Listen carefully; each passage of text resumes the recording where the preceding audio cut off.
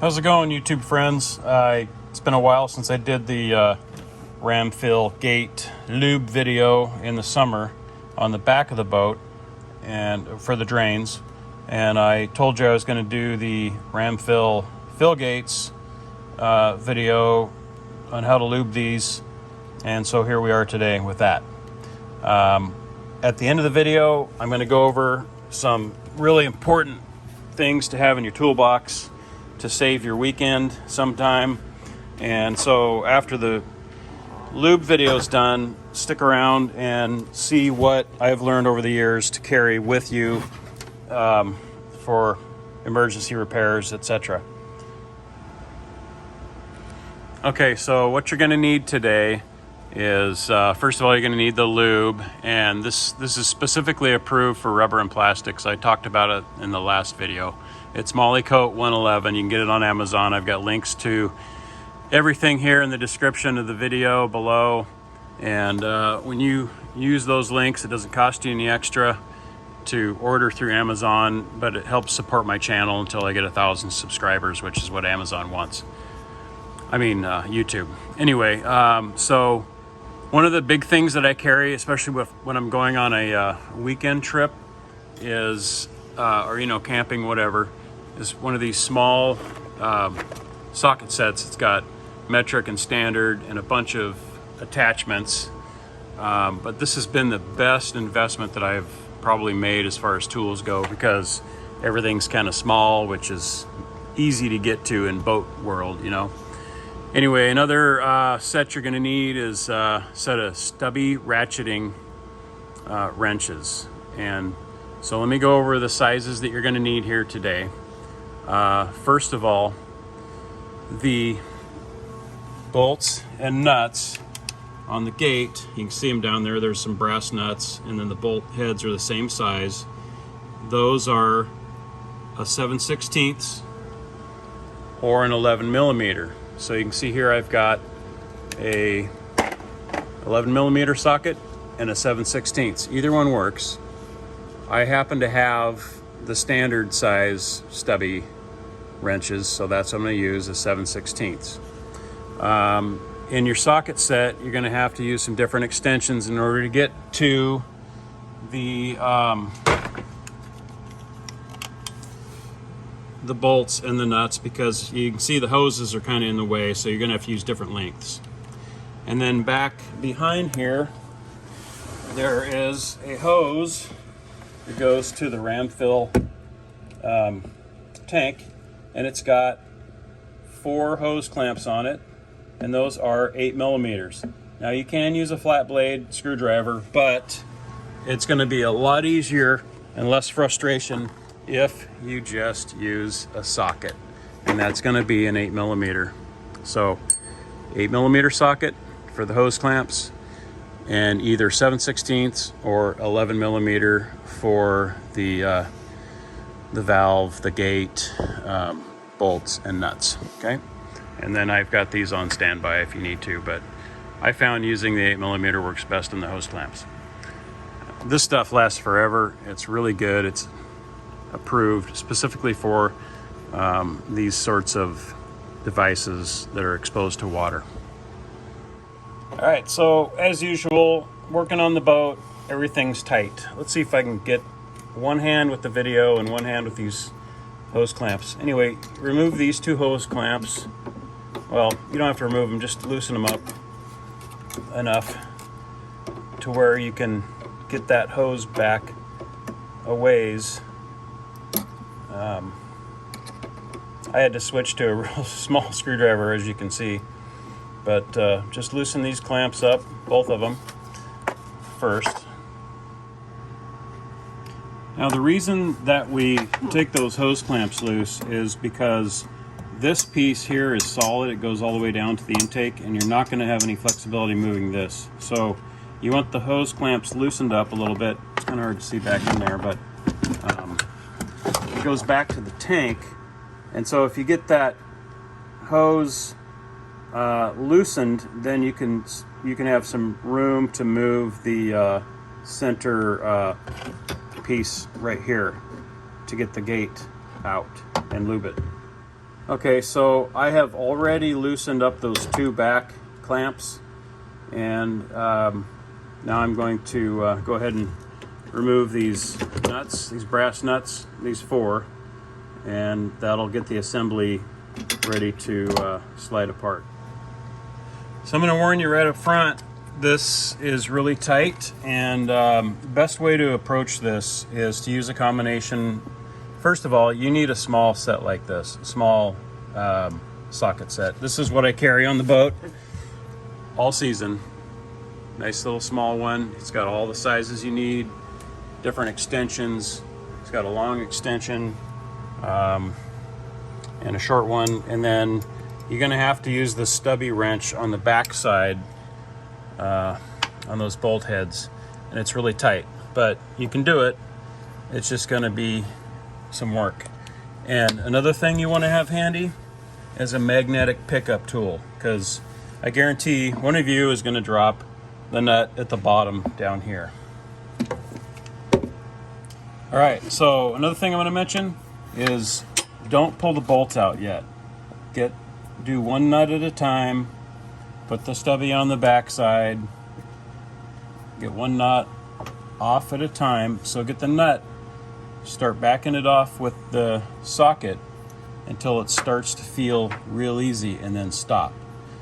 Get your finger in there and then pull the nut off the rest of the way with your finger, and do not drop it. I mean, you can retrieve it, but if it rolls into the gas tank, you're kind of in trouble. However, you can find these nylock brass nuts at a hardware store. They are available. But it's just best to be careful off the bat. So that's my advice. One more thing, put them somewhere where they're not going to fall in one of these cracks, okay?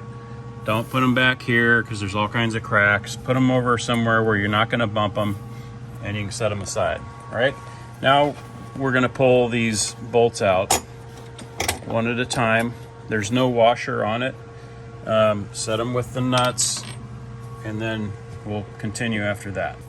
All right, I'm jumping around a little bit, but one thing about these hose clamps back here, that's probably the worst part of the job, is getting the hose clamp loose and then trying to slide that hose far enough to where you can get the space on this thing. Now you can see that it's already dislodged itself because I've got the hose loosened up enough.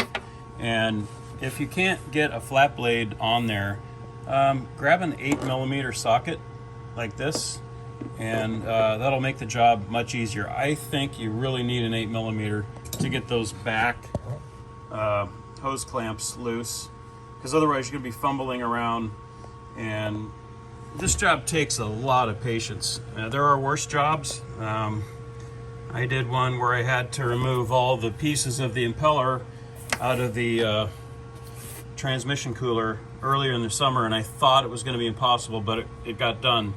So, you know, it's just a lot of work. Another thing you can do, these floors do come out. If you want more room to work with, you can unscrew this floor and bring it out. And I've done some work doing that, but it's kind of a pain because you have to not, scratch your boat, mess up the interior.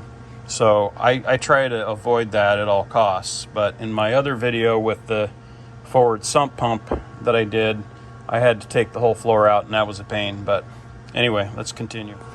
Okay, so I used both hands. I reached in there and I just kind of rotated this hose here. I rotated it back and forth and pushed it back, because as you can see right here, there's a lip on this that goes into the housing for your Ramfill gate, and it will not allow you to slide this out without backing that hose off. So that's a must.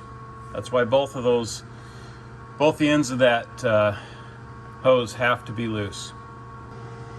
Okay, so we've got the hose pushed back far enough now, creating a shadow here. You can see there's a seal right here, and that is one of the seals that needs to be lubed. You lube that up, and you also want to lube up the door here. Kind of hard to see there, but let me get the light at a better angle. So you can see that it's just an RV sewer valve basically, but there are some rubber seals and you have to be careful with them because you don't want to pinch them or, you know, put that thing back in crooked. Otherwise you're going to have a leak and the door won't operate good. But I can still see that this door is really well lubed. I just did it last year, so probably didn't even need to do it this year. The rear gates, I would say lube those every year because they have a lot more exposure to, you know, the dirt and everything that comes in the back of the drain, or, you know, maybe dirt or weeds or sand, depends on where you're running. Okay, so we've got our Molykote 111. It's made by Dow Corning, and I'm just going to put some here on my finger. This stuff's really thick. It's not, I would say it's thicker than Vaseline, and honestly I probably wouldn't use Vaseline on rubber and plastic. Some of you might disagree. Silicone works too, but this is the stuff that's officially approved for this sort of application. So we're just going to, let's see if I can get the light position here. We're just going to put, easier said than done, working on boats. Okay, so we're going to just slather this around the door itself, and it doesn't have to be perfect because it's going to spread out on its own when you operate the door. Okay, so both sides, apply it, and then you're also, this is so hard to get the light situated and everything, but you're also going to apply it to these seals. And once you get yours apart, you'll see everything. And just rub it all the way around the seals, both sides, and that's it. That's how you lube the gate. And then I'll show you how to put it back together. Okay, so this is critical. When you're putting this thing back on, you got to make sure that the seals are lined up. You don't want it off, you know, the wrong way. You don't want to drop the seal in the bottom of the boat and not realize it and then bolt it together, because then you're going to have leaks. So first, pull the valve up tight to this gasket closest to you, and then make sure with your other hand that the gasket on the other side out here is aligned with the pipe and the housing, and then push that up against the valve. And I'm going to have to do this with both hands, so I'm going to have to turn this off. But basically you're pulling that hose back toward you and making sure everything's lined up. Just make sure those gaskets are not falling out and at the bottom of the boat. All right, so I've pulled the hose and that other half of the housing up to the whole gate system, and or the valve or whatever you want to call it, and you can kind of rotate it. Feels like it's good. You didn't drop either one of the gaskets, and so we're just going to put the bolts back through, tighten it up. Okay, so we've got all the bolts and the nuts secured, and before we do anything else, you know, they're all tightened up, we're going to check that this valve moves free. So there's a little clip on top here. You can kind of see the handle. See that handle right there? This clip keeps the handle attached to the motor. So we're going to just pop that off the top there like that, and then we rotate the handle so it's free from the motor, and then you can manually pull this out and make sure it's free. Pull it out, push it back in. Shouldn't hang up. It should be real smooth. That also helps spread the, you know, the lube. And just make sure that it's not hanging up anywhere on that whole cycle. All right, push it back in, tilt it back down, and then put your little latch in the clips. It just clips right in there, and then fold it over. And then now your motor has the capability of moving this handle. So that's critical because you want to make sure the seals are not hanging up and they're not folded over or whatever.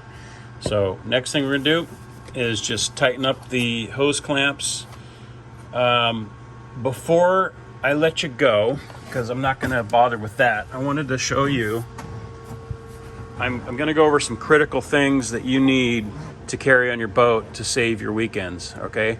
So after we're done with the gate valve video, I'm going to quickly run over some critical tools that I've learned over many years to have in your toolbox on your boat.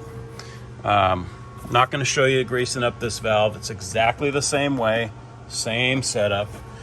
So it's actually easier to get to on this side because it's a little closer to the door. But anyway, get your 8mm socket and align these hose clamps up so you can get to them. Rotate them back up where you can get to them. Get your 8mm on it with your ratchet and tighten those down. Don't strip them. They don't have to be super tight. That hose fits in there exactly the right length so that, you know, and there's two of them, so you don't have to strip it to, you know, tighten it down that much. Same thing with these. There's nylock nuts on these. Don't over crank it. Don't snap those or you're going to be in trouble. All right, so I wanted to just show you some of these tools that you may or may not carry with you already. They'll save your weekend, and I'm just going to point them out real quick. I'll try to put some links in there if I can find them on Amazon, but this is what you need.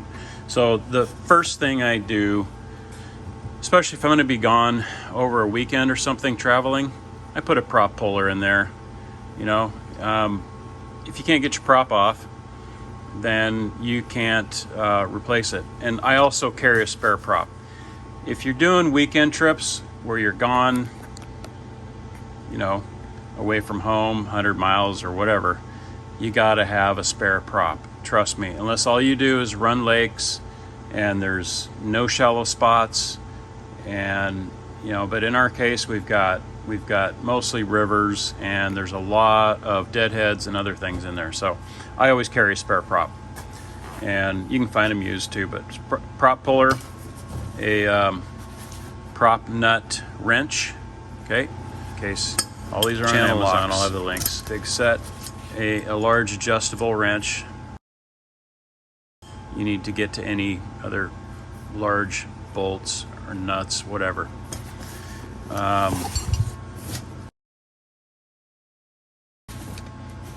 Needle nose pliers, that's a must. Sandpaper. You can repair your prop if you have to with a hammer, a block of wood, and some sandpaper. Now that's not, obviously not a destroyed prop, but I've had times where, you know, the prop hit a couple times on a rock or a piece of wood or something, and it was just had a little bend in it, and you can take a block of wood on the backside, about a 2.5 pound hammer on the other side, and carefully just tap it back into mostly flat shape, and then finish it up with some pliers possibly to get some of the bends out, and then also sandpaper it, make it smooth. Done that a few times. In addition to this awesome short, or I should say smaller set, you want to carry a standard size. These are actually all standards. The boats are a mishmash of metric and standard. I don't know why, but this is just a little bigger, heavier duty for stuff that's a little bit stronger. I like these wrenches. This is a standard size, and then I've got the metric one, all in one. It's probably overkill what I've got, but that's just me because I don't like shit going wrong and then not having tools to fix it. This is critical on a boat. This is a magnetic pickup tool, okay? That's gonna retrieve stuff on the bottom of the boat that you dropped that you probably did today. Gorilla tape, you know that can work well. I don't know why I have this, but it went to some size. File for the prop. A pick tool. Okay, if you have a gasket or something that you can't get out of some kind of nook or cranny, or let's say you drop a screw or a bolt down here in one of these edges, you can get it out with this. It also helps retrieve wires, etc. Kind of messy. large Phillips screwdriver, large flat blade. This is basically an oil filter wrench. It might work in a pinch, but I never tighten my stuff up that tight to need a wrench.